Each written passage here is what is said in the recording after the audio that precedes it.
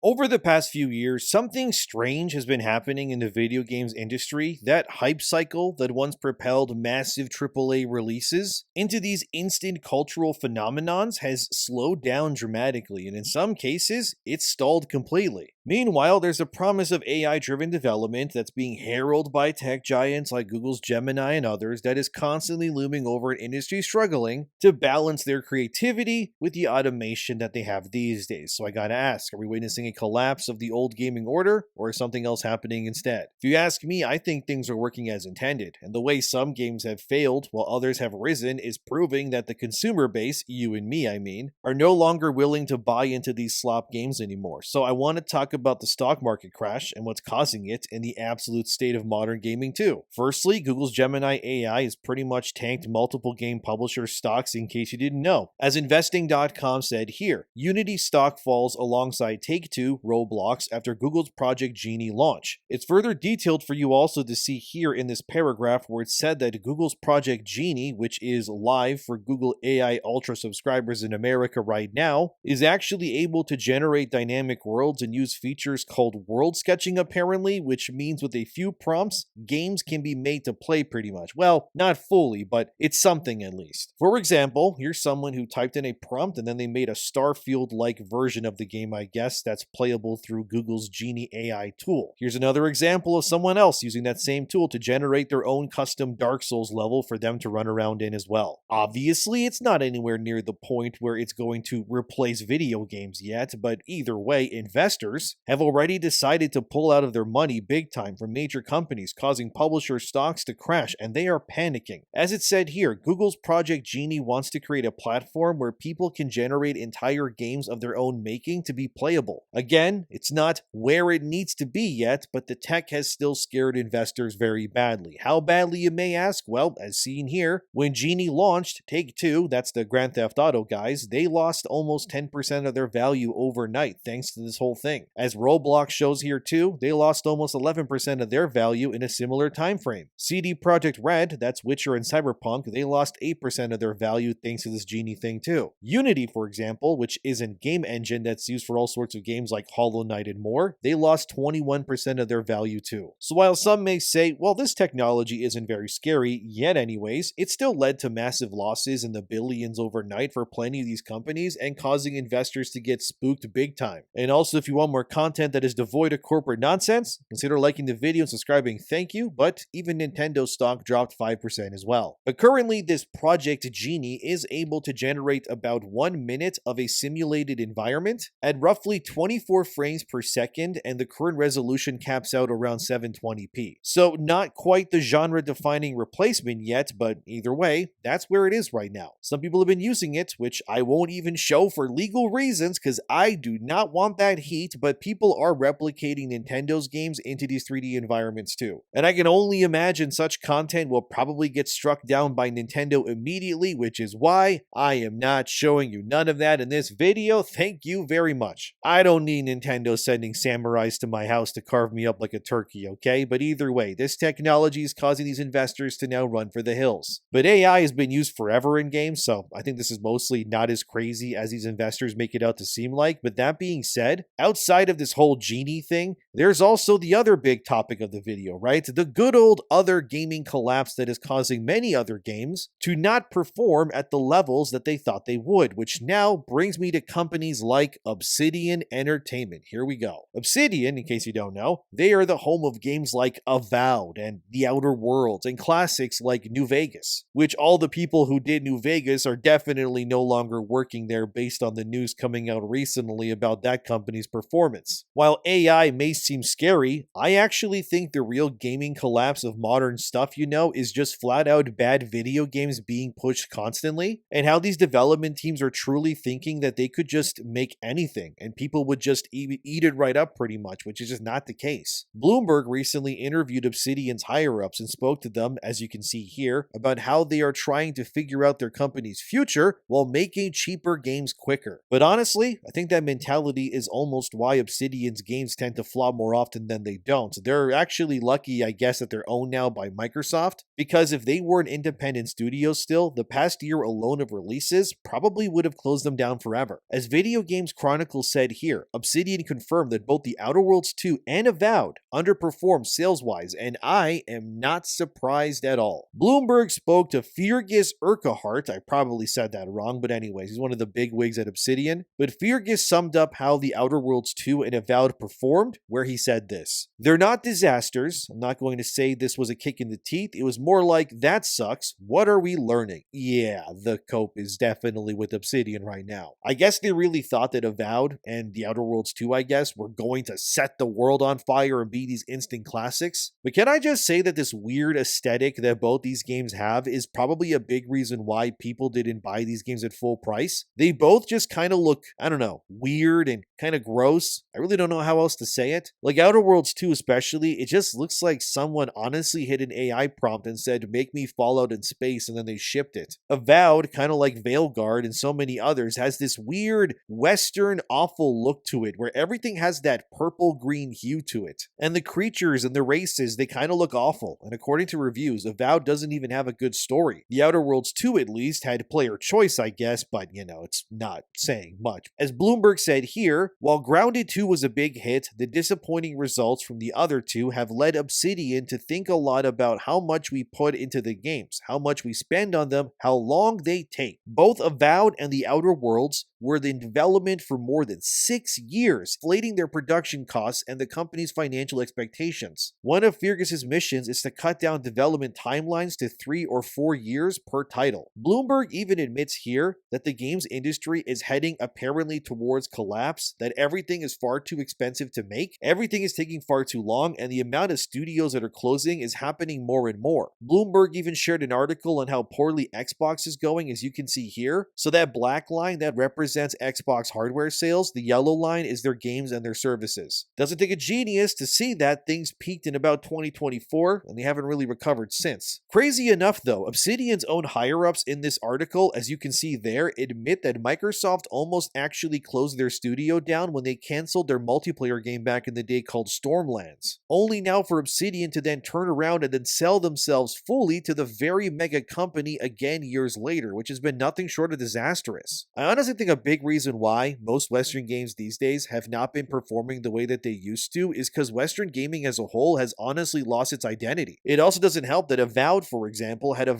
very, very angry art director named Matt Hansen that openly admitted that he would hire anyone who wasn't white at Obsidian because he wanted to replace white people on purpose, despite being, of course, white himself. Like, I'm not even kidding either. Here's what Matt Hansen said via social media before Avowed actually launched. "Reminder to black artists out there who are looking for portfolio reviews or job advice, my DMs are open and you will always have my priority. We got too many crusty white dudes in this field. Please let me help you replace me one day. I want to go back to living in the woods." This is also the same guy that cheered and laughed when Elon Musk caught wind of Avowed existing and how they put needless pronouns in Avowed's character profile screen too. And then Matt Hansen would say this about that: "I wanted so badly to make him mad, Elon, with my game, and I cannot believe it actually happened. Just wait until you see the default, you sad little you know what." But funnily enough, whatever the default Matt was referencing to, I guess that was meant to be in the game that made people mad more, that must have gotten changed clearly because there was nothing else when it released. Again, this is why games are collapsing more often than they're not in the West, is the point of all of this. How are people like this who advocate for race replacement in the workforce and pushing nonsense in charge of these games? Again, it would be one thing if those games succeeded, but they didn't. Avowed flopped big time, like that Fergus guy who runs Obsidian said. They got kicked in the teeth with Avowed and Outer Worlds 2's sales performance, by the way. You probably would have sold more copies if you didn't have people like Matt Hansen spitting on players whenever he could get a chance. But you guys still kept them, despite the art direction of Avowed specifically being one of the reasons why nobody bought your game. Look at these character designs on screen here from Avowed, for example. They're just lifeless looking humans for the most part, and like one blue guy. Why would anyone want to explore this world is my question, when there's far better games out here that scratch that same itch. Apparently, Avowed was supposed to be, as Bloomberg reported here, Obsidian pitched it to Microsoft as Skyrim meets Destiny. Which honestly, if Avowed with the amount of problems it had already then got made into a massive multiplayer game instead, Obsidian would have probably closed down due to the failure of that game if they went in that direction. Because again, the problem with a lot of Western games aren't really the gameplay systems, like the shooting or the slashing things. They're usually fine. It's always, and I can't stress this enough, man. The characters, the stories, the themes, and the developers who can't allow themselves to not attack their audience. What's insane is how long Avowed took to be made, as seen here. Bloomberg reported it had a 7-year development cycle somehow. 7 years, guys. Obsidian paid that Matt Hansen dude to make the ugliest fantasy world ever known to man, and then they shipped it like unreal. I honestly just don't know if Obsidian has what it takes to make a hit game in that genre anymore. I think these Western writers and these artists, they can't seem to just move out of their own way, or maybe it's just their heads of their departments that are just so used to moving through these companies. Like they're Gotham City supervillains that no one opposes their rule, but either way, I mean, just look at Outer Worlds 2, man. Like, who wants to play this actually? It looks like a Fisher-Price world where gender has no meaning and everyone who is bad is probably a white guy. Like, let me guess, because no, I'm not going to play Outer Worlds 2. Let me guess. The main villain, final boss, is probably a white guy, isn't it? Extra points if he also has a beard or facial hair too. I'm not even going to look that up, but let me know if I'm right or not in the comments if you know. I bet I am, by the way, because they're just so predictable with these things. Even IGN couldn't even defend Obsidian, as I said here. The $80 price tag on Outer Worlds 2, which got slashed to $70 before release, that already caused a lot of people to walk away already. But I think the price here didn't really matter either way. The game just looked terrible. People want new Fallout games. They want gritty, dark worlds to explore with morally ambiguous choices. They don't want these rainbow cities and Fisher-Price worlds where everyone has their pronouns and their character sheets. That's just boring. The sales of Obsidian games were so poor, they confirmed here that the Outer Worlds would not be getting a sequel, which doesn't surprise me at all. The original game, by the way, that surpassed 5 million copies sold to date. Allegedly, they didn't even cross 1 million copies with this sequel. And like, I wonder why. Avowed, however, is getting future projects anyway set in that same world because Obsidian does see potential in that at least. But honestly, if they just keep pushing that ugly purple-green hue onto everything with terrible stories and writings and having morons like Matt Hansen still leading their art department and how these games end up looking in the future, history's just gonna simply repeat itself again and again. Nobody wants to support developers who hate them, and Matt Hansen is just an utter blight, honestly, on Obsidian's bottom line at this point, if I have to be honest. If I see his name is attached to something, I'm more likely than not just gonna walk away. Apparently Avowed is also coming to PlayStation soon. Maybe people will buy it. I don't really care for it either way, because apparently still its story and characters are just as bland can be. Unsurprisingly though, on the other end of the gaming collapse, you have the games that actually are saving the industry because they're video games that are meant to entertain and not indoctrinate. So here's where the video gets more positive, thank God. If you don't know, Nioh 3 is now officially out as of this video going live, and I've been playing it non-stop in between streams and making videos myself. I'm currently in the second region of the game. I have no idea how big this game is, by the way, but the game is actually also open-ended, which is new since previous Nioh games, if you didn't know, they were actually level-based. Nioh 3 has also been getting glowing reviews, as seen here. It has an 86 on Metacritic, and yeah, I agree with that number. In my opinion, Nioh 3 is probably going to be the first big smash hit of 2026 for sure. The only blight on this game so far is in the character creation screen. They do the whole body type nonsense thing, but besides that, the actual game itself, I gotta say, really good so far. I'm currently level 75 or so, and generally speaking, yeah, it's an easier game than the previous two Niohs, which honestly I'm fine with. It's also having that open-ended structure, and the lack of talking down to you in the game whatsoever is the complete opposite of what stuff like Obsidian has been pushing currently. But that's the thing, right? While the industry in the West collapses all the time, the Eastern like Asian industry people, man, they're just thriving all of the time, it seems. Like for example, look at Nioh 3's demo player numbers on Steam alone. It hit almost 40,000 concurrent players on that demo. It was already confirmed too that more than 1 million people downloaded Nioh 3's demo, which let players play a sizable chunk of the early game too for free that translates into the full game when you buy it. Like I have no doubt that Nioh 3 is going to be a smash hit for Koei Tecmo because again, it's not talking down to you, it's not attacking you or belittling you. There's no developer spitting on you and calling you names all the time. Also helps that Nioh 3's combat is just honestly best in class. There's like 14 weapon types in the game, and if you want my opinion, if you want probably the strongest weapon type in that game if you've never played this sort of game before, dude, go for the tonfas. Those things completely obliterate everything you fight. I actually thought they would nerf the tonfas from Nioh 2 to Nioh 3, but no, they didn't. They're just as deadly. deadly. It's kind of insane that you can just lethally crush even bosses with that weapon type, but it's glorious all the same. And unlike in Nioh 2, which had human and demon forms, in Nioh 3, it's all about now like the samurai and ninja form. And you can swap forms with a single button press like whenever you want, and each class has 7 of those 14 weapon types to choose from. They also have their own skill trees and abilities and playstyles, not to mention all the other things you can equip to make yourself stronger. Yeah, man, like so far, honestly, Nioh 3 is kind of sick. I love these kind of games though, either way, but why is that, right? Why is it that these Eastern games keep crushing the West like this? I mean, Elden Ring alone sold more copies than multiple first-party AAA Western games combined in recent years. Why is it that Elden Ring, Nioh, or Black Myth Wukong? Why they can do so well when the Western games industry just can't really keep up for the most part? You can't blame some Genie AI for this either. It's simply all coming down to talent, but more importantly, the mentality of those that are in charge of these games. The truth is that Obsidian can't make a record-breaking amazing RPG anymore because the people in charge can't let their egos get out of their own way. They just refuse to do it. Something like a Nioh 3 could never exist from Obsidian or really any Western game developer because it would mean they would have to actually make a game without all the nonsense in it. Let's go look at Crimson Desert for a second as well, which is also coming out soon, and that looks amazing as well, and unsurprisingly, it's also not Western made either. Who could have guessed that? Honestly, Crimson Desert, mark my words, is probably going to be one of the best-selling games of the year if the developers can land their launch and not release a broken product or anything else. Because I will admit, Crimson Desert, man, it looks ambitious. It's fully open world, you play as like 3 characters, and you can do stuff like ride dragons, fight monsters everywhere, and apparently there's like robots and machine guns at some point too. I have no idea, but it sounds cool. Either way, IGN is already trying to tear that game down. They even admit in their article that Crimson Desert has been confirmed to be twice the size of Skyrim, and even larger than Red Dead Redemption 2 in terms of size as well, which is kind of insane when you consider that you can also explore the sky above you too. Crimson Desert would also pull a page out of Zelda's book and have things like ice,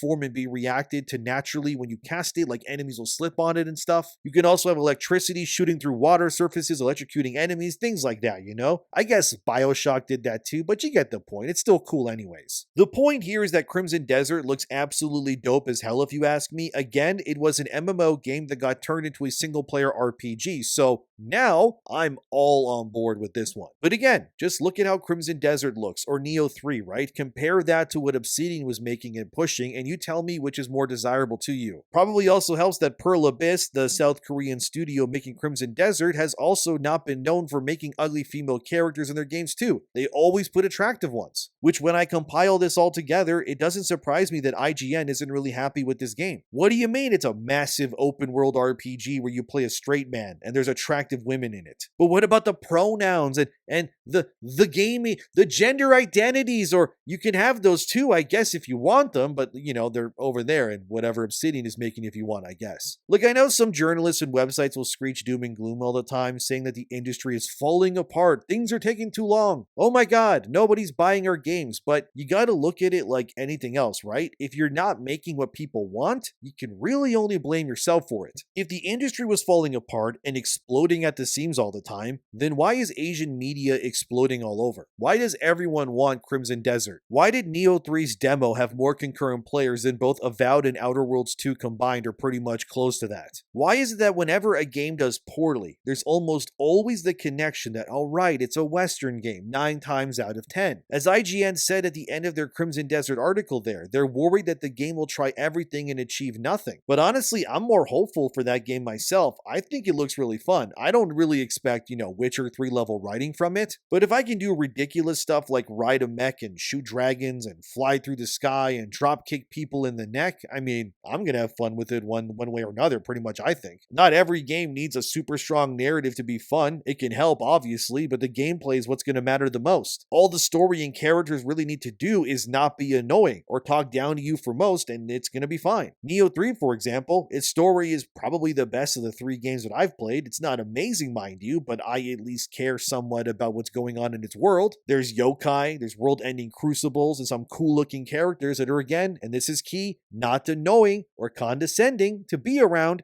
I mean, that's a really good thing, I think. But it's the gameplay systems and all that stuff that's amazing. I mean, even go look at Elden Ring or Dark Souls, right? Most people only know the story and the lore of that game stuff because, thanks to like YouTube content and more. Most people just play these sorts of games for the gameplay and the atmosphere. And where were those games made? All right, Japan, another not Western place again. Look, it's not like the West can't make good games. It's just that I find it interesting how Bloomberg talks about gaming crashes and all of this, yet it's always from like a westernized perspective. And even though some may think this Google Gemini thing is the end of the world, it really isn't. I would rather end this video on a hopeful note than a downer one personally, and it really just comes down to this for me. No matter how many doom and naysayers there are out there, it will always reign supreme that great games will do well because they resonate with people. It's like anything else. So no, I don't think the industry is really collapsing fully. I mean, I guess in a Western sense it kind of is, but everywhere else, I mean, they're doing great, but that's more of a problem with Western ways of doing things than really anything else. I'm sure when Nioh 3 comes out and does numbers, the industry won't like that very much, and I'm also sure when Crimson Desert likely explodes into the millions of copies sold really fast, they're also going to try to bury it like they did Baldur's Gate or Elden Ring or Black Myth Wukong. Look, at the end of the day, we just want cool games. We don't want to get talked down to. We just want to have fun. It's really honestly that simple. And they can release 100 scary AI tools from software, and games like Elden Ring or Koei Tecmo and Team Ninja with Nioh are still going to reign supreme because they just decided, you know what matters most? Making games that are fun to play that don't talk down to people before like anything else, and that's what really matters. There's a lesson to be learned here. Just check the ego at the door. Make fun for funness sakes, and I promise those profits, they're going to come naturally to you. Maybe Obsidian released too many games too quickly. After all, they released 3 big games in 2025, and then Xbox called it the year of Obsidian, even though 2 of those 3 games flopped. But I think they're